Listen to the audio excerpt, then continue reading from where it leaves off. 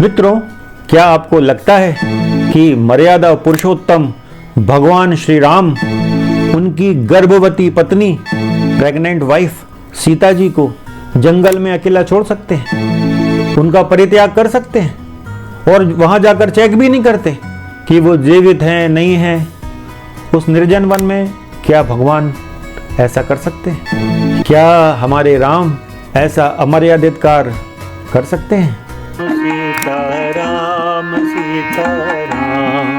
मित्रों नमस्कार, हमारा नाम है हर्ष तिवारी और स्वागत के साथ यह निवेदन करते हैं कि कृपया इस चैनल को सब्सक्राइब जरूर करें, वीडियोस को लाइक करें, शेयर करें। मित्रों, जब से वाल्मीकि रामायण में माता सीता के परित्याग का प्रसंग आया है और भगवान श्री राम के दो पुत्र तथाकथित दो पुत्र लवकुश का जंगल में जन्म होना ऐसा लिखा गया है, तब से ये अत्यधिक विवादास्पद विषय रहा है। लगभग 2000 वर्ष हो गए, थोड़ा सा अधिक समय हुआ इस बात को, लेकिन 2000 वर्षों से ही ये एक विवादास्पद मुद्दा रहा है कि क्या भगवान श्री राम ने उनकी पत्नी को जंगल में छोड़ दिया और वहां उनके दो पुत्र लव और कुश का जन्म हुआ। ये विवादास्पद विषय है और बड़ा पीड़ादायी भी है, भक्तजनों को दुखी करने वाला विषय है। तो आज इस विषय पर चर्चा करेंगे और साक्ष्यों के और सबूतों के माध्यम से इस बात को सिद्ध करेंगे कि यह एक झूठा प्रकरण है, एक झूठा प्रसंग है, एक बहुत बड़ा षड्यंत्र है भगवान श्री राम को बदनाम करने का, उनके चरित्र पर दाग लगाने का। तो आइए इस विषय पर चर्चा करते हैं।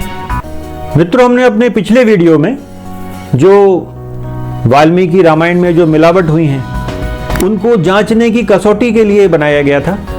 तो उसको यदि आप ध्यान से देखेंगे तो उसमें हमने एक बात कही है कि इस रामायण महाग्रंथ की योजना क्या है, और यदि आपको वो योजना समझ में आ जाएगी तो आपको सारे मिलावटों के षड्यंत्र समझ में आ जाएंगे। अब वो योजना क्या है? वाल्मीकि रामायण का प्रारंभ होता है प्रश्नों से। महर्षि वाल्मीकि, महान महर्षि वाल्मीकि नारद जी से प्रश्न करते हैं। वो पूछते हैं कि इस संसार का सर्वश्रेष्ठ व्यक्ति कौन है? सर्वगुण संपन्न, जितने भी गुण हो सकते हैं वो सब उस जिस व्यक्ति में विद्यमान है, आप ऐसा कोई व्यक्ति बताइए। तब देवर्षि नारद महर्षि वाल्मीकि जी के प्रश्न पूछने पर उनको राम कथा सुनाते हैं। तो इस वाल्मीकि रामायण के प्रारंभ में ही प्रथम सर्ग में, बालकांड का प्रथम सर्ग श्लोक क्रमांक 1 से श्लोक क्रमांक 100 तक उपलब्ध है। उसमें श्लोक क्रमांक 7 से श्लोक क्रमांक 100 तक देवर्षि नारद राम कथा सुनाते हैं और इस राम कथा को लघु रामायण कहा जाता है। अब इतना महत्वपूर्ण ग्रंथ है रामायण, यदि वेदों को और उपनिषदों को कुछ समय के लिए छोड़ दें तो सर्वाधिक महत्वपूर्ण यदि कोई ग्रंथ है भारत के तो वो है रामायण और महाभारत, और महाभारत में भी श्रीमद् भगवद गीता। ये जो ग्रंथ हैं ये हमारे सनातन धर्म का आधार स्तंभ है, इन्हीं के ऊपर पूरा सनातन टिका हुआ है। तो वाल्मीकि रामायण का प्रारंभ कैसे हो रहा है? क्या योजना है कि सर्वप्रथम नारद जी द्वारा ब्रह्मर्षि वाल्मीकि जी को राम कथा सुनाई जा रही है और उसका जो बालकांड का द्वितीय सर्ग है उसमें ब्रह्मा जी का आगमन होता है और ब्रह्मा जी वाल्मीकि जी से कहते हैं कि जैसी रामायण तुमको नारद ने सुनाई है उसी के अनुसार संपूर्ण रामायण का लेखन कार्य करो। तुम्हारे मुंह से जो श्राप निकल गया है ये मेरी ही प्रेरणा से, ये श्राप तुम्हारे मुंह से श्लोकबद्ध होकर निकला है। मैंने तुम्हारे मुख में सरस्वती स्थापित की और तुम्हारे मुख से ये श्लोकबद्ध श्राप निकल गया है। तो इन्हीं श्लोकों में संपूर्ण राम कथा, संपूर्ण रामायण का लेखन कार्य करो। कृत्स्नम शब्द का प्रयोग है, कृत्स्नम यानी संपूर्ण। तो आप वाल्मीकि रामायण की योजना देखेंगे तो कृत्स्नम शब्द से ही प्रारंभ हो रही है और अंत में युद्धकांड पर कृत्स्नम शब्द पर ही समाप्त हो रही है। इसके लिए विस्तृत में हमारा जो पिछला वीडियो है ये वाला, इसको ध्यान से देखना आवश्यक है क्योंकि उसमें सारी बारीकियां हैं। इस वीडियो में ज़्यादा गहराई में ना जाते हुए केवल जो मेन पॉइंट है इस वीडियो का, वो है लव कुश का जन्म और माता सीता का परित्याग। तो इस वीडियो में वहीं तक सीमित रहेंगे। तो अब नारद जी की जो लघु रामायण है उसको ब्रह्मा जी ने सर्टिफाइड किया, वाल्मीकि जी से स्पष्ट कह दिया कि जैसी नारद ने रामायण सुनाई है उसी के आधार पर संपूर्ण राम कथा का निर्माण करो।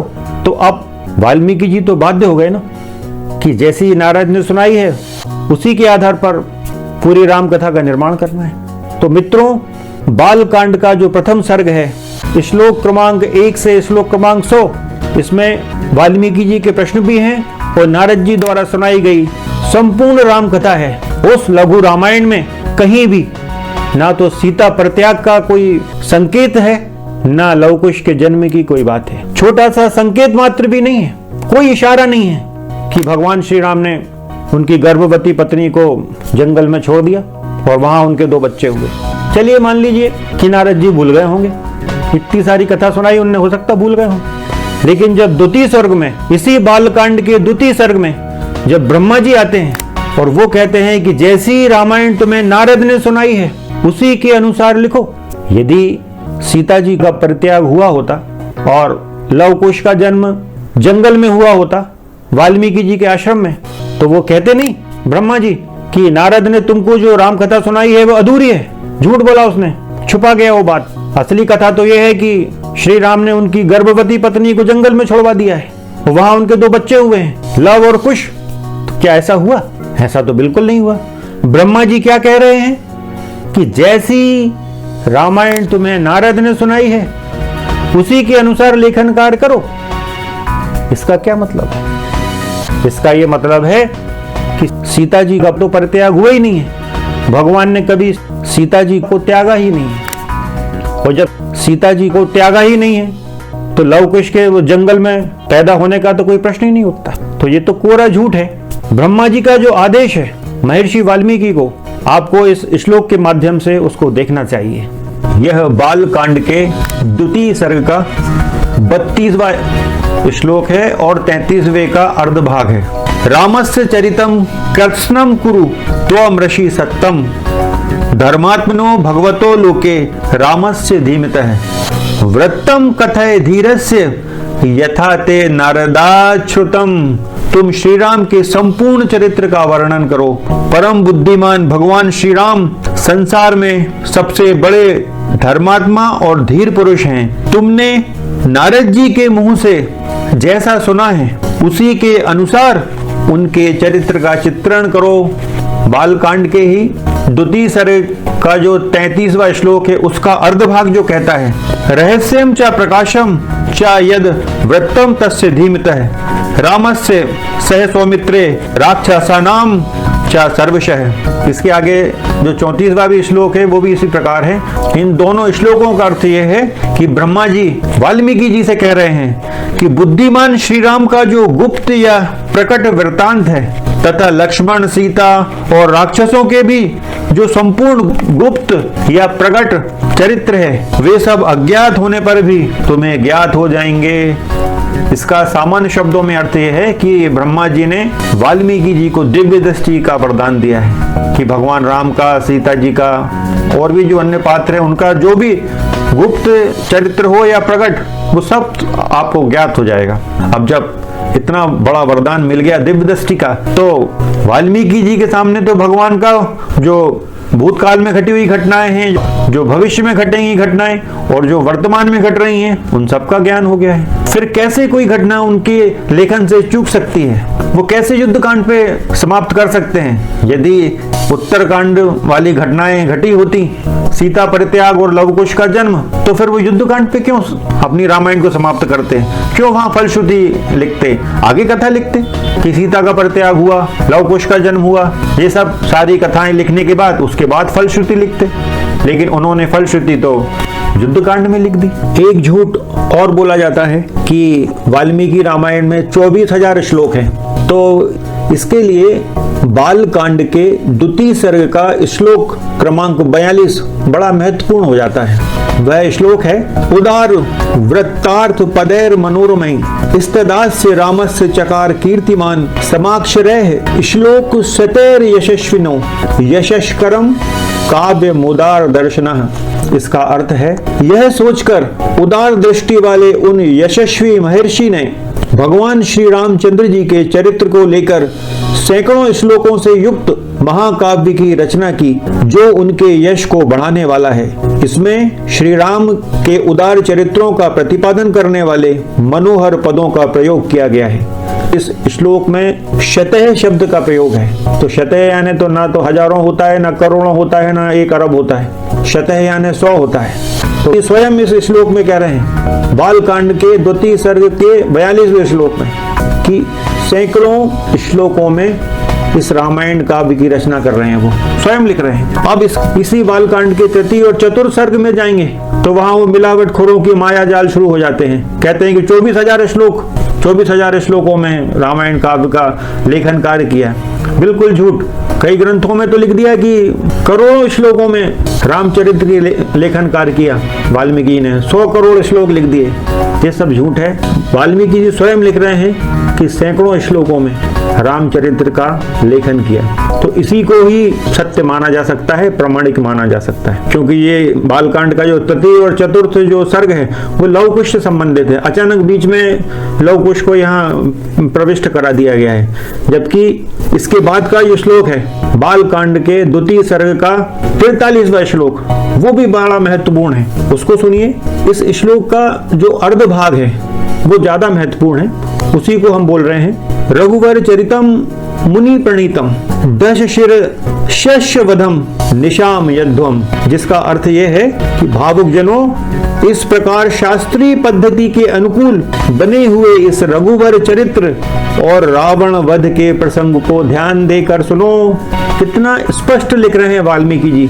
वो इस पूरे रामायण लेखन का उद्देश्य बता रहे हैं कि उद्देश्य क्या है कि हे भावुक जनों, इस प्रकार शास्त्रीय पद्धति के अनुकूल बने हुए इस रघुवर चरित्र और रावण वध के प्रसंग को ध्यान देकर सुनो। रावण वध के प्रसंग की बात हो रही है क्योंकि भगवान राम के जन्म का उद्देश्य ही रावण वध है, तो रामायण के लेखन का उद्देश्य भी वही हो।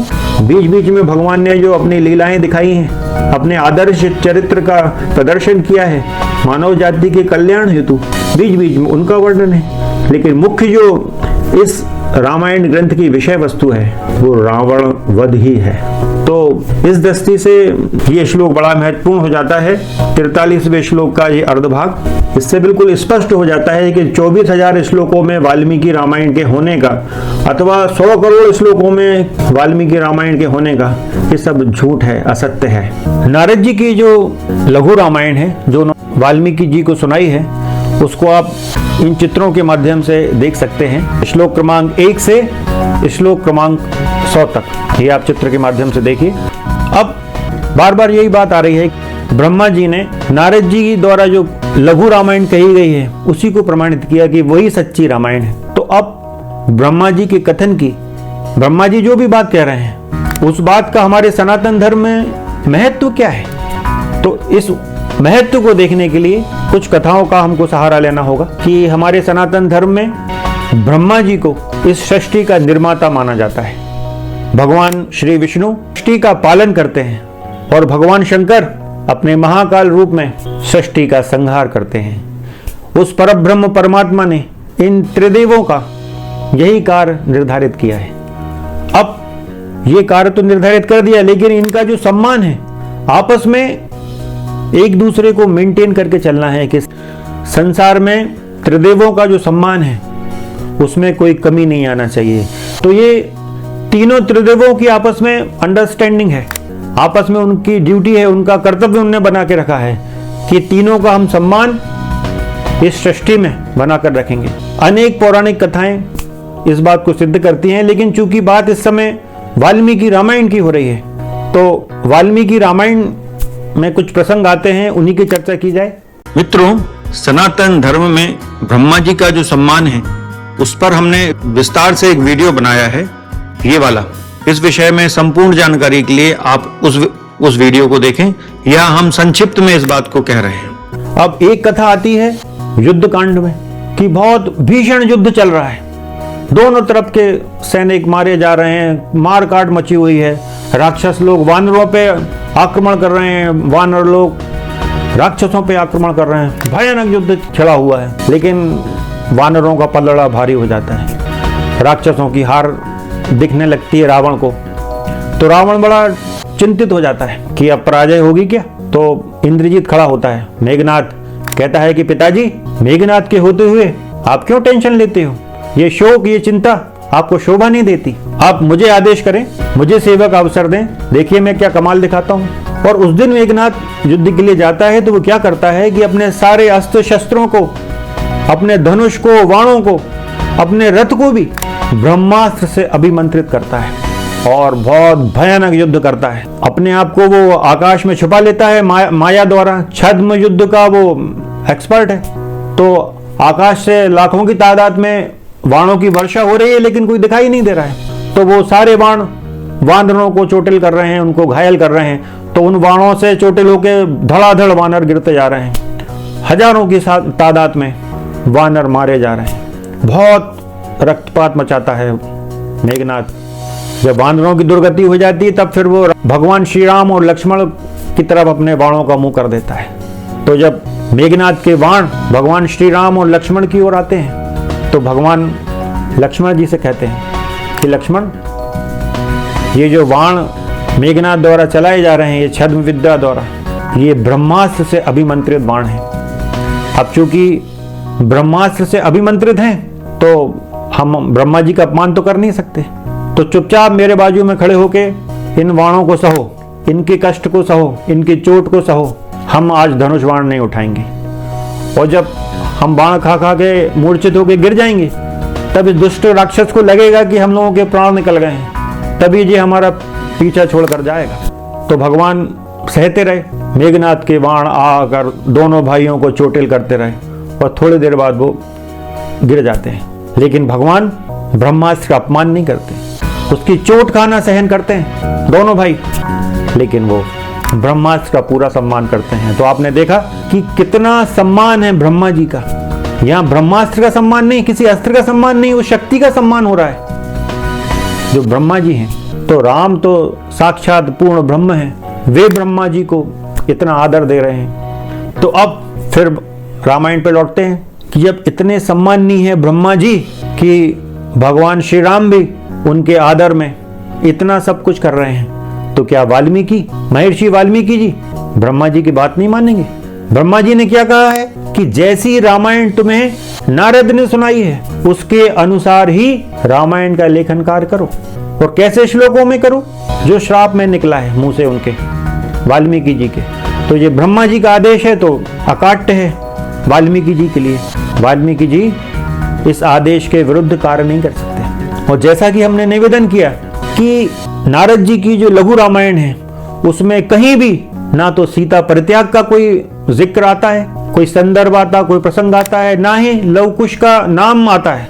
लव कुश के जन्म की तो बात छोड़ो, नाम भी नहीं है। नारद जी की जो रामायण कहाँ से प्रारंभ हो रही है? भगवान के जन्म से। पहले वो भगवान के गुणों का वर्णन करते हैं, फिर वो भगवान कैसे दिखते हैं उनके रूप रंग का वर्णन करते हैं, और फिर उनके उस बात का जिक्र करते हैं कि दशरथ जी कहते हैं कि अब कितना गुणवान है राम, तो क्यों ना इनका राज्याभिषेक किया जाए।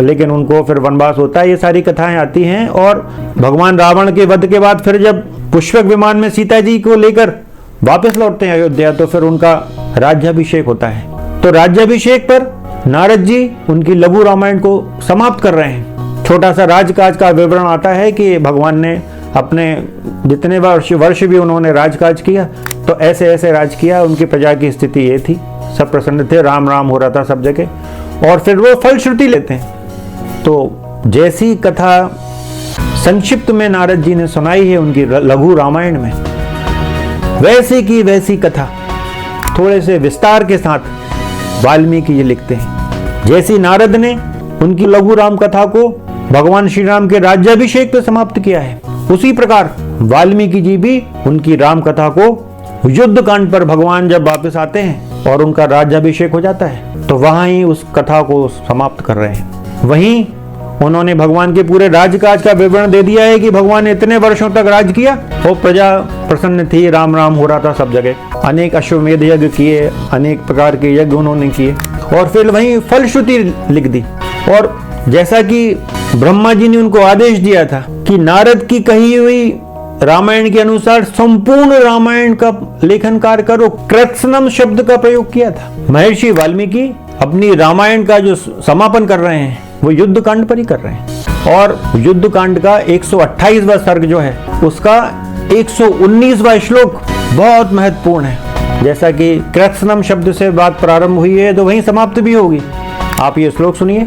ये जो श्लोक है युद्ध कांड के 128वें सर्ग का 119वां श्लोक, ये क्या कहता है? रामायण मिदम कृत्स्नम श्रुणवतः पठतः सदा प्रीयते सततम राम स ही विष्णु सनातनः। इसका अर्थ है जो नित्य इस संपूर्ण रामायण का श्रवण एवं पाठ करता है उस पर सनातन विष्णु स्वरूप भगवान श्री राम सदा प्रसन्न रहते हैं। अब आपने देखा कि युद्ध कांड पर रामायण समाप्त हो गई है। वहीं वाल्मीकि जी ने फलश्रुति भी लिख दी है और किसी भी कांड के अंत में वाल्मीकि जी ने फलश्रुति नहीं लिखी है। रामचरितमानस में ऐसा होता है कि तुलसीदास जी हर कांड के बाद उस कांड को पढ़ने की फलश्रुति लिख रहे हैं कि इस कांड को पढ़ने का ये लाभ होगा, लेकिन वाल्मीकि रामायण में ऐसा नहीं है। वाल्मीकि रामायण में युद्ध कांड पर ही फलश्रुति आई है। वहां वाल्मीकि जी ने पूरी रामायण को समाप्त कर दिया है, जैसा कि अभी हमने श्लोक पढ़कर बताया आपको। अब जब यहाँ रामायण समाप्त हो गई, फिर अगला एक उत्तरकांड कहां से आ गया? जब कोई एक ग्रंथ समाप्त हो गया तो फिर उसमें इतनी सारी किस्से कहानियां दुनिया भर के कहां से आ गए? तो फिर उसमें सीता जी का परित्याग भी हो गया, जो सीता जी के लिए अति अपमानजनक है, भगवान श्री राम के लिए अति अपमानजनक है और हम सनातनियों के लिए डूब मरने की बात है। इतना अपमानजनक है हम लोगों के लिए, लेकिन 2000 साल से षड्यंत्र चल रहा है। जैसा कि आपने रामायण सीरियल में देखा होगा कि सीता जी को मजदूरों की तरह व्यवहार किया जा रहा है उनके साथ, कि वो लकड़ी काट रही हैं, जंगल में जाकर धान कूट रही हैं। क्या हो रहा है ये सब? और हम सनातनियों को शर्म भी नहीं आती अपनी माता को इस रूप में देखते हुए। लव कुश यदि भगवान राम के बेटे होते तो इस स्थिति में रहते। और सबसे बड़ी बात है कि भगवान ने उनका परित्याग कर दिया तो जाकर चेक भी नहीं करवाया किसी से, खुद भी नहीं गए, ना किसी को भेजा कि देख लो भैया क्या हो रहा है, वहां जा चेक तो करो कि वो जीवित है नहीं है, क्या हुआ उनके साथ, कुछ नहीं। जैसा कि अभी पूरा वृतांत हमने सुनाया और महर्षि वाल्मीकि जी ने जो अपनी वाल्मीकि रामायण लिखी, उन्होंने पूरी रामायण में यह सिद्ध करने का प्रयास किया है कि भगवान श्री राम मर्यादा पुरुषोत्तम है। तो पूरी रामायण में शुरू से आखिरी तक उन्होंने यही बात सिद्ध करने का प्रयास किया है कि भगवान मर्यादा पुरुषोत्तम है। लेकिन आज जो वर्तमान में वाल्मीकि रामायण उपलब्ध है वो तो इस बात के बिल्कुल विपरीत है। जैसा कि हमने निवेदन किया कि प्रारंभ हो रहा है वाल्मीकि रामायण का नारद जी की लघु रामायण से, जिसमें नारद जी भगवान की संपूर्ण गाथा सुना रहे हैं। लेकिन उस गाथा में कहीं भी ना तो सीता परित्याग की बात कही है और ना ही लव कुश के जन्म की कोई बात है कि भगवान के कोई बच्चे हुए, ऐसा कोई वृतांत उसमें नहीं है। तो अब इस बात का क्या अर्थ लगाया जाए? इसके दो अर्थ हो सकते हैं कि या तो ये घटना घटी नहीं, कभी भगवान ने सीता जी का परित्याग किया नहीं, लव कुश का जन्म हुआ नहीं, और या फिर नारद जी ने झूठ बोला या बात छुपा दी या उनको पता नहीं था। नारद जी त्रिकालदर्शी कहे जाते हैं, तो क्या उनको पता नहीं होगा कि भविष्य में ये सब घटनाएं घटने वाली हैं कि भगवान सीता जी का परित्याग कर देंगे और जंगल में लव कुश का जन्म होगा? या फिर उन्होंने जानबूझ के छुपा दी ये बात और वाल्मीकि जी को पूरा सच नहीं बताया? दोनों बातों में से कोई एक ही बात हो सकती है।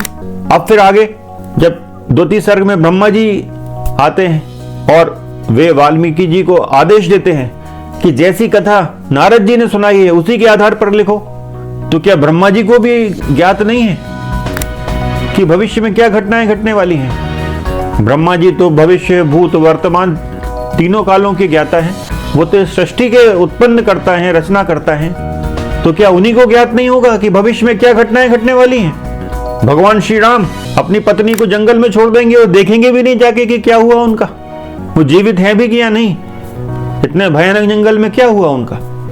और वहां लव कुश का जन्म हुआ, क्या ये ब्रह्मा जी को ज्ञात नहीं था?